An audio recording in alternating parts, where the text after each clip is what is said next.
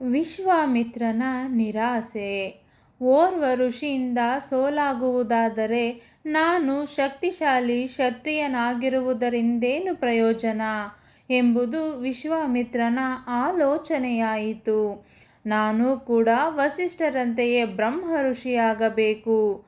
ಈ ಬಯಕೆಯೊಡನೆ ವಿಶ್ವಾಮಿತ್ರ ಮತ್ತಷ್ಟು ತೀವ್ರವಾಗಿ ಯಜ್ಞಯಾಗಾದಿಗಳನ್ನು ನಡೆಸತೊಡಗಿದ. ಹಲವಾರು ವರ್ಷಗಳೇ ಸಂದು ಹೋದರೂ ಅವನನ್ನು ರಾಜ ಋಷಿಯಾಗಿ ಮಾನ್ಯ ಮಾಡಲಾಗುತ್ತಿತ್ತೇ ಹೊರತು ಬ್ರಹ್ಮ ಋಷಿಯನ್ನಾಗಲ್ಲ.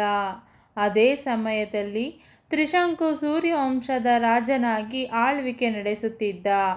ಅವನು ನೋಡಲು ಬಹು ಸುಂದರವಾಗಿದ್ದನಲ್ಲದೆ ತಾನು ಸದಾಕಾಲ ಯುವಕನಂತೆಯೂ ಸುಂದರಾಂಗನಂತೆಯೂ ಇರಬೇಕೆಂದು ಬಯಸುತ್ತಿದ್ದ.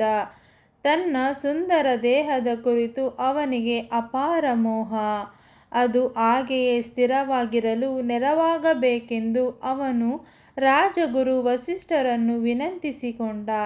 ಆದರೆ ವಸಿಷ್ಠರು ಅವನು ಆ ಬಗೆಯಲ್ಲಿ ಮೂರ್ಖತನದಿಂದ ವರ್ತಿಸಬಾರದೆಂದು ಎಚ್ಚರಿಸಿದರು. ತ್ರಿಶಂಕುವು ವಸಿಷ್ಠರ ಪುತ್ರರ ಬಳಿ ಹೋದ. ತ್ರಿಶಂಕು ತಮ್ಮ ತಂದೆಯ ಮಾತನ್ನು ಧಿಕ್ಕರಿಸಿ ತಮ್ಮ ಬಳಿ ಬಂದಿದ್ದಾನೆಂದು ಕ್ರೋಧಗೊಂಡು ವಸಿಷ್ಠರ ಪುತ್ರರು ಅವನನ್ನು ಮಸಣವನ್ನು ಕಾಯುವ ಚಾಂಡಾಲನಾಗುವಂತೆ ಶಾಪವಿತ್ತರು. ಅವನು ಕುರೂಪಿಯಾಗಿ ಹೋದ.